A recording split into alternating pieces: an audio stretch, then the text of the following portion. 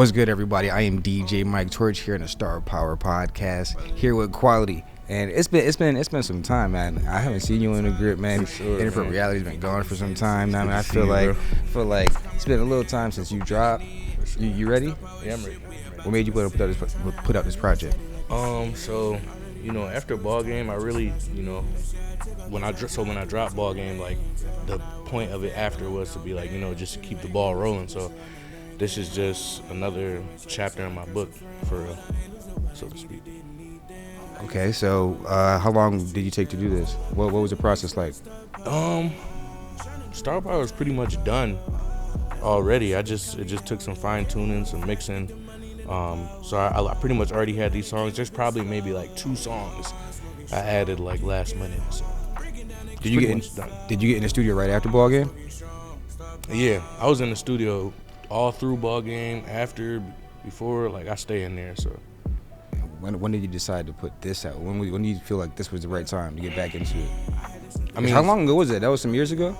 How long ago? I dropped ball game. I want to say 2023. I think last year. Yeah. Nah. Was it last year? Nah, that's got to be 22. 2022? I think that was 22. I'm not even going front. Were we not still doing it? Was he doing it? I don't know.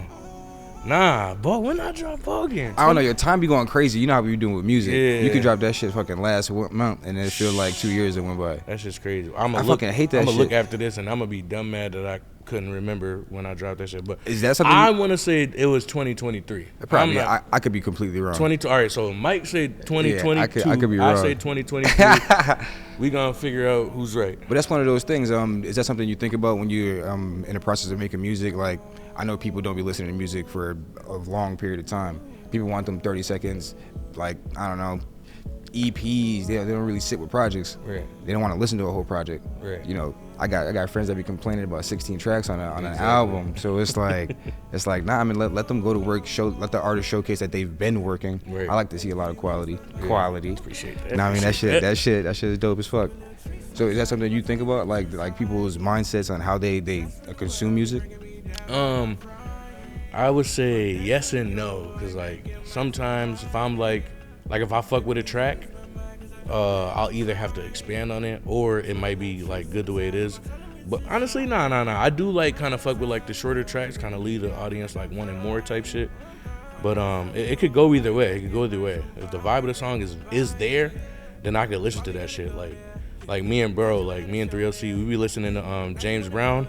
What's that shit? The big payback. That shit is like 5 minutes long. But the groove on that shit is so crazy. It's just like you could just let that shit play. So, I don't really get shit like that like all the time.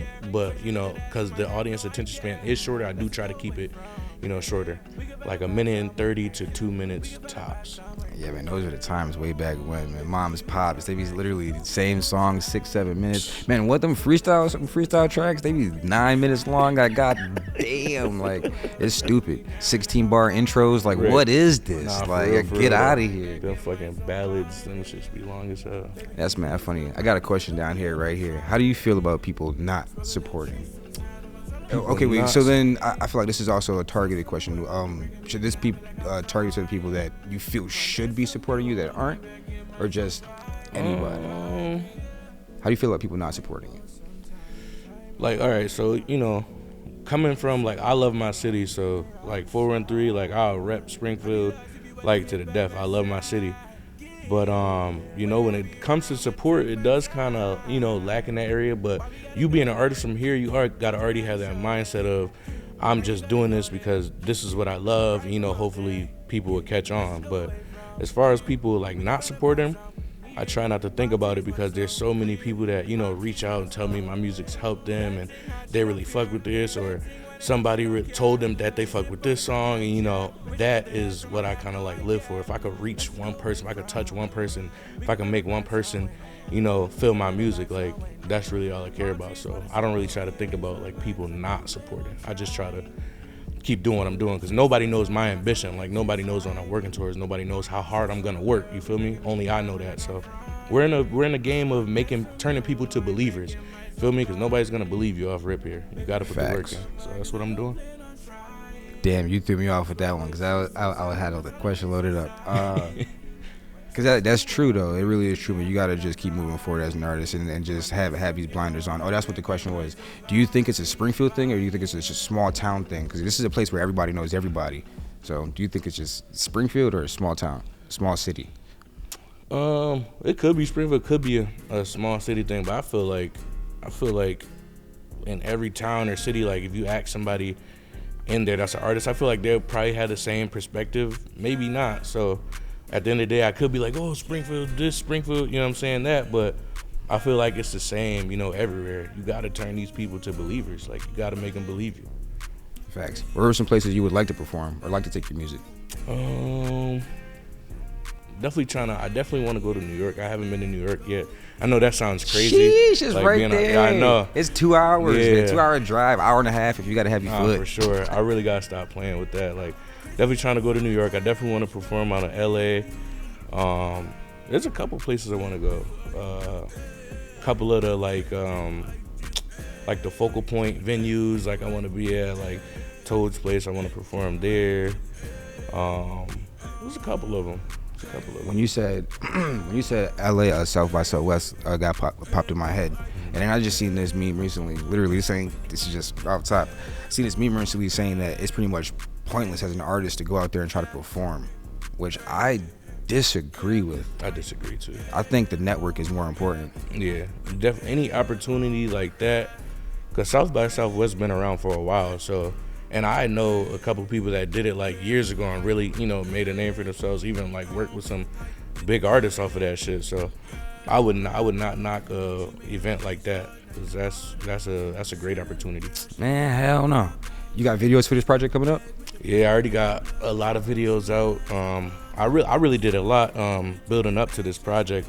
So I dropped Cannabis Flower as a single. I didn't put that on the project, but that was like promo for this project because all through the song, I'm talking about star power. And so I did Cannabis Flower. We got Lacking Cheese, that's out already. I also did Deep Waters, and those are visuals out for all three of those. I just shot Perspective, which is the intro off of the album, off of Star Power. Shout out Britton. He's a dope ass videographer.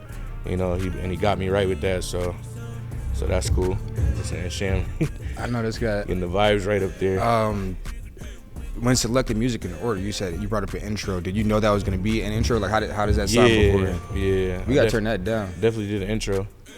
Yo, Sham, you gotta turn that down, bro. You solid. So Perspective, it just had that feel. Like, shout out Jay Thomas. That's another like a GOAT producer. Like, Jay Thomas is fire. But as soon as he started cooking that beat up, I just knew it. Like, I knew I had to come different on it. Like, and what a lot of people don't know is like, I like to think of myself as pretty versatile, because if a beat I like, needs like some like rap kind of lyrics on it, that pain felt kind of rap lyrics, I can go there. And so just the whole vibe of the track, like the sample in it, is just, I knew it had to be intro. Word. Do you go through that by yourself, or do you have your team help you out with it? By myself. Word. By myself. The bros will probably be there like yay or nay, but I don't really got like a team of people like, yeah. What makes you continue to pursue music? It's just a drive. Like I this is what I want to be doing. Like, this is the thing that I feel like the most passionate about. I know that when I go to the studio, like, I look at it like this. I go to the studio, every time I'm in the studio, I've never made something where I'm like, damn, I should quit music. Like, I should not be doing this no more, because this is really not it. You feel me? Like, I never had that moment, and I think I'll keep going until I have that moment, really. But you ever hear somebody's music and be like, damn, they should quit music? Yeah, for sure. For sure. What makes you feel that way about a certain artist? You can just tell if like an artist is not seasoned or not. Like, you could tell if they. You gotta start somewhere. I don't think that's it. Being early on, I don't think that's it. Being early on. Yeah, you gotta start somewhere. I feel you. Getting experience. But I guess more people that starting early need to get like humbled sooner. Like, you talked about it. You be talking about it sometimes. It's like, it's not the people. You gotta get polished a little bit before you start You know what I mean? Like do your homework. Stay in the studio for a period of time. Really give yourself a chance to grow before you start putting stuff out. I made the mistake of not giving myself a chance to grow before I started putting stuff out. And I was at the gas station bumping this fucking R&B song so fucking loud. And I had people looking at me like I was crazy, because now looking back at it, I wasn't seasoned. You know what I'm saying? It just didn't sound like, this is somebody who's been doing this for a while, or this is somebody that knows his sound or found his sound yet. That's an interesting point. I like that. So, because you can tell when some artists are working and looking to try to find their sound. But early on, like, I think, man, just throw stuff at the wall, see what finds out, see what works, sure, when you're first starting. Yeah. My gripe would really be with the seasoned people that be acting like they don't know what the hell is going on and just be trying to cut corners and stuff like that. Like, nah, man. If you know what's up. You should be getting paid for your music by now. Nah, for sure. Have a proper rollout, doing interviews. Man, what? Like, I don't even gotta do this again. You ain't gotta do this again. This is the stepping stone, man. So definitely appreciate you. Like, you got one of the inappropriality when it was, what I'm saying, when you guys were going strong. Like, you guys really had the community, like, in a I don't want to say stronghold, but you had people tuning in. Like, everybody knew what inappropriality was, and I feel like that was just huge in itself. Like, I admired that so much. I'm just like, wow, this is a strong, powerful movement. And like, from where it started and then how it grew is dope. Yeah, man. Yeah. A lot can happen. A lot can happen when you put a lot of work into it. For real, man. It's one of those things where, I still love it. I still love podcasts. I still love creating. But it's just one of those things where some people grow apart. You know what I mean? Yeah. It's cool. Happens. Yeah, it's cool. It happens. But I love all that. I love it all. If I could take it back, I'd do it all over again. You know what I mean? Sure. I had a lot of fun. For sure. You have any regrets? Like in music? Yeah, like, I mean, not like crazy like regrets, but there's like a couple of shits that I put out that I wish I could have, took my time a little bit more with. Just, I wish I could have really understood like the importance of having your shit really mixed and engineered and mastered like early on. I feel like, you see, but that early on right there. Yeah, that's those are lessons you need to learn. That's a fact. You be playing your shit, and next thing you know, you hear a song that's like on the radio. Like, or something. wow, yeah, like, you noticed the difference. That shit be crazy. Whoa, like this guy. You thinking like, what the fuck was what we doing in there? Me and the engineer, what the fuck is we doing? That was a long time ago. I feel like everybody in my gang is really like elevated right now and leveled up. Yeah, you guys are well respected as well. Shout out to Renaissance. Shout out to all them y'all boys. Been making some great music. Swan, 3LC, Shamrock, Mac Basic, Jordo. Great music. Everybody. Talented group. Channy. How'd you link up with them? You know them forever? Yeah, I knew Shamrock, 3LC since high school. That's really like my right hand. So he introduced me to like Jordo and Swan, and once we like clicked up, everybody did music, and we just started from there. That was a long time ago. I got beef with Swan. I don't know if y'all seen, but he's my barber, and he was busy the other day, so I had to get cut by somebody else. And he was nice, so I don't know, Swan. I might not go back. That's what happens. Nah, I'm fucking around. But still, that'd be the worst, yo, man. Get your barber fucking all booked up. Like, nigga, stop having a life. I go to Swan too. I take my two sons to him like all the time. So when he don't answer, like, I'll call him one time, he don't answer, that shit like boom. That shit hurt. I call him again, he don't answer. I be like, damn, but I know he probably busy or something. But it's like, damn, we really need a cut, Swan. But nah. Nah, he's clutch. Yeah, he can definitely get us right every time. Oh, stop playing with me. Okay, this question I was confused by. What is your most useless talent? My most useless talent. So this is gonna sound really crazy, like off topic, but I could literally lay down like on either side, and I could put my arm straight up in the air, and I could just lay with it like that, like for like I could really fall asleep. What? Like that. Yeah, that's what I'm saying. But that's a talent. That's a talent, bro. Who you know could lay on their side with their arms straight up? Nah, and I just think sleep it's like a talent. that. Are you even thinking about that shit, nigga? Nigga, I don't think nobody. Yo, it's crazy because I'm like when I never realized I had this talent. Like it was pointed out to me one day. And Shorty was just like, wow, She like, be doing this shit for the chicks? Yeah, like my girl, like, you know, I'm locked down, so I'll be with Shorty. But she's like, wow, you really could just lay with your arm there straight up for a long ass time. And I'm like, oh, yo, there's no way. It's There's no way, yo. My girl literally lay with her arm in the air like this. I would start to throw things in her hand. There's no way. I would like, yo, try to catch this. She ain't do that to you? Nah, she don't do that. She's be looking at me. She like, what the fuck are you doing? Weirdo. Nigga, you're the weirdo, like, nigga. I am. I can't. Useless talent. Deny it anymore. I like that question, though. I like that question. Top 3 artists in Mass. Ooh. Top 3 artists in Mass. My top 3, no specific order. I'm gonna have to go top 3, no specific order. Not including this is myself. rap or R&B. You think you top 3? You top 3? In Mass? Me? Yeah. Oh, without a doubt. Hands down. Word. Hands down without a doubt. Like if you're in this shit and you don't think you're the best, then you need to get the fuck out. Word. I am the best. I am him. I am peaking in my element right now. All right, so top 4 in Mass. All right, so let me see. I gotta go with 3LC, Shamrock. You know, he got to drop more, but he's been dropping like he be on his shit like he's fire. Like make sure I go tap in with 3LC. I gotta say my bro Joe Schmo from the Go.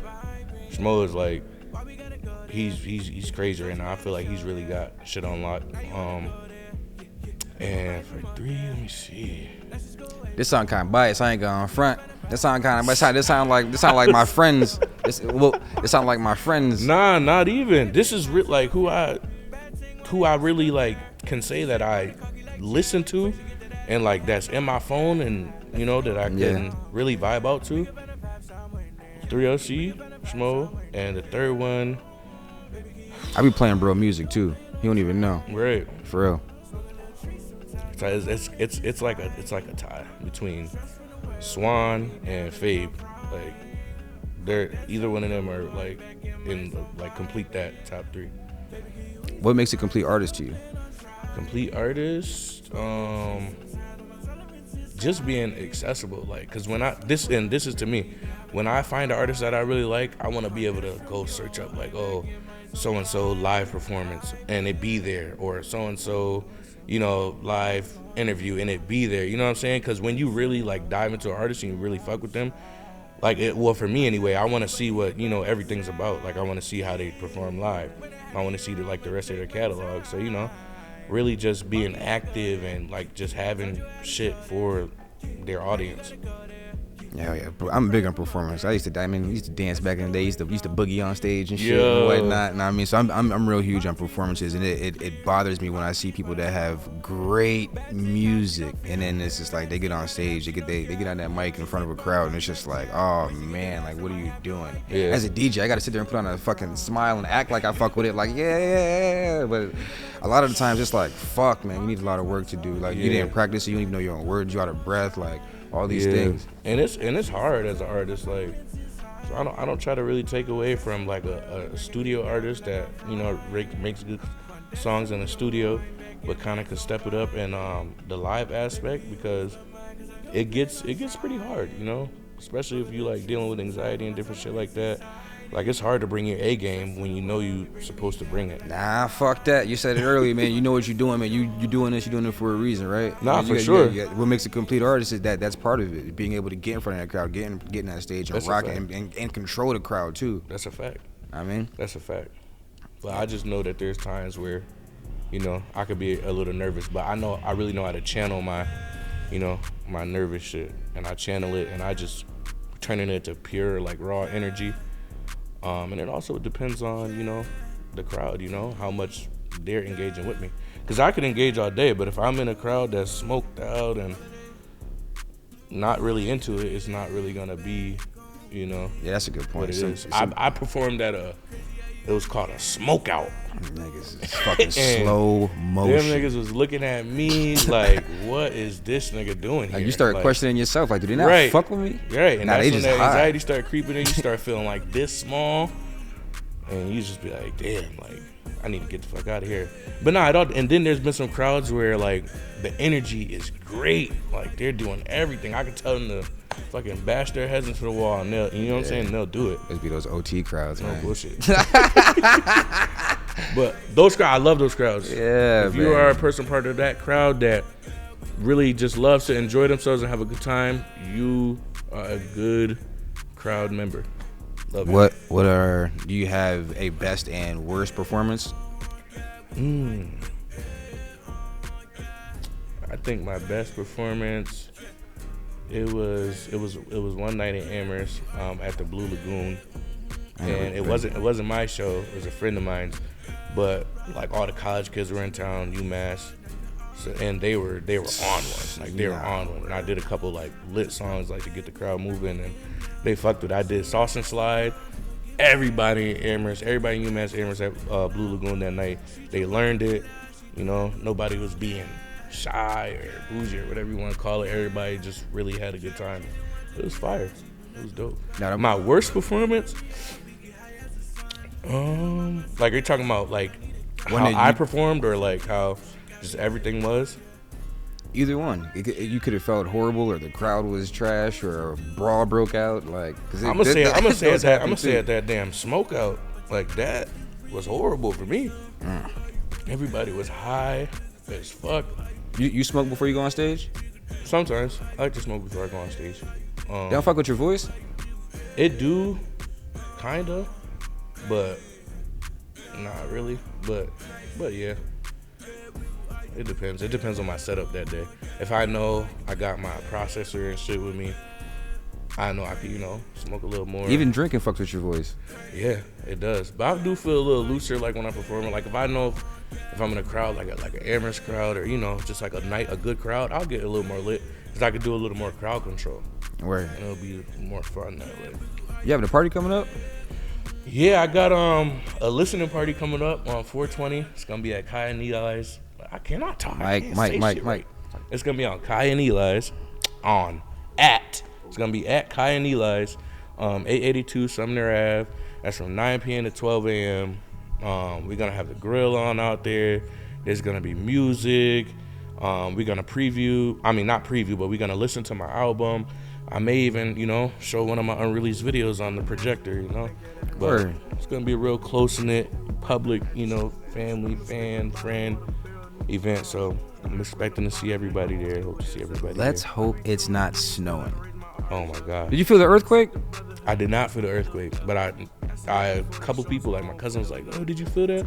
I'm like, "Nah, I didn't feel it." And my whole house shook. I was like, That's what crazy. is going on? I thought it was construction down the street. I started looking out windows. I was like, that's different construction. I was like, what the fuck? I was confused as to how. Crazy. So what did it feel? Nah, but I lived in California, so I've been to a couple of them already. And after I was like, nah, that was definitely an earthquake. Right.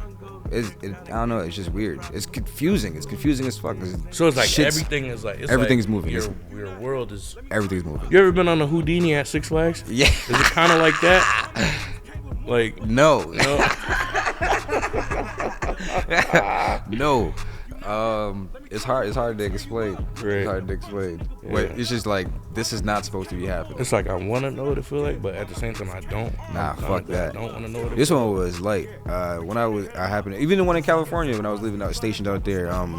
It was light. This shit happened in Vegas, and I was in between where I was living at. Was in between San Diego and LA. So we felt that shit. That's a 4-hour drive. Felt that shit. Even this shit happened in fucking Pennsylvania. And we felt that shit all the way up here. That's just crazy. So the first one you felt you was driving? Nah, I was same shit. Was just in the barracks, just chilling, waiting to do fucking nothing. Probably in the Marine Corps.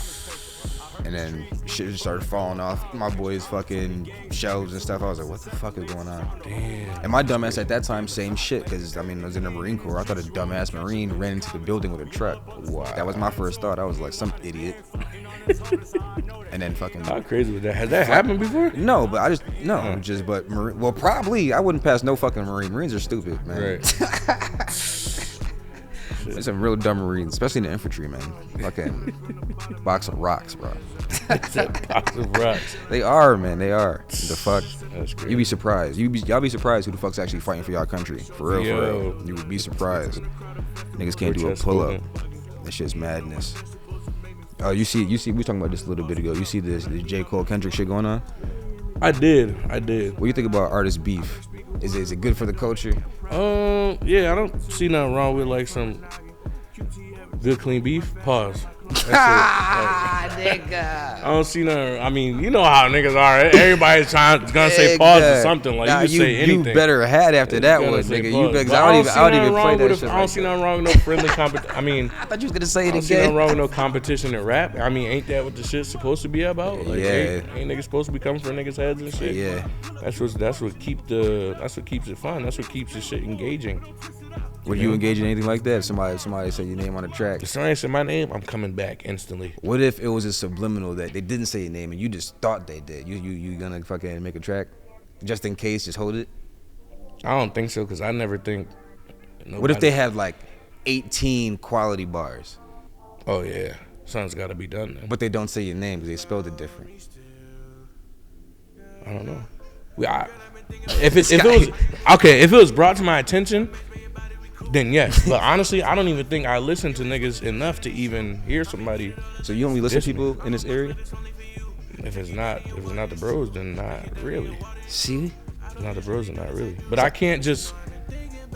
So back to the top 3 in mass. It sound like the bros to me.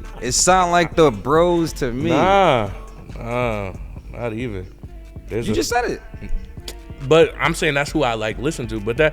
But you're saying it's biased because it's the bros. But when I was telling you my top 3, it was genuine because those are really people that I listen to in like my everyday life. I guess.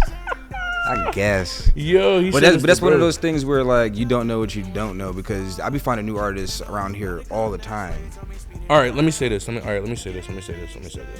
you thought I was biased or whatever, I fuck with Coney. I think like Coney's fire. Like when he drops, like you know it's gonna be fire, and he's like spazzing on tracks, and I don't even think he's trying for real. But the nigga just spaz on everything like he's on. Like no bullshit. Shout out Cone, man. Like his level of not giving a fuck is at an all-time high. Always, I love it. Coney really goes crazy. For real. I'm not gonna hold you. For real.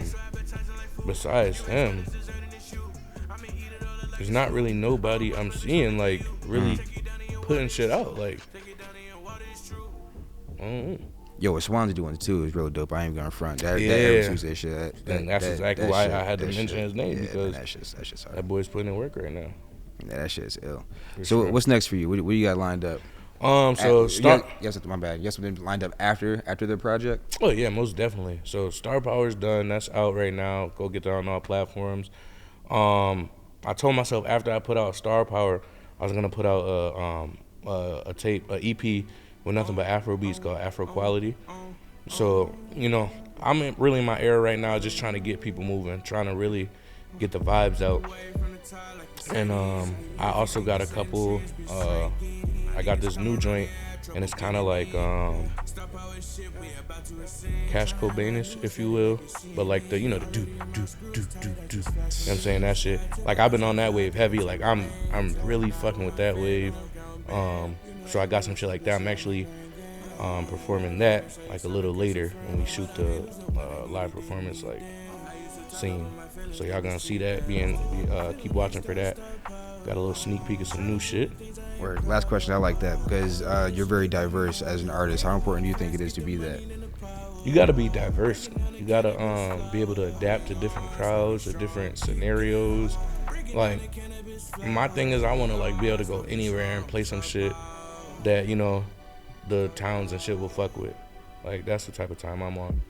You gotta make sure you're diverse. You gotta make sure you can bring like multiple different lanes and genres to the table. You know? Word. Hell yeah. I feel that. Star Power. Quality. DJ Mike Torch.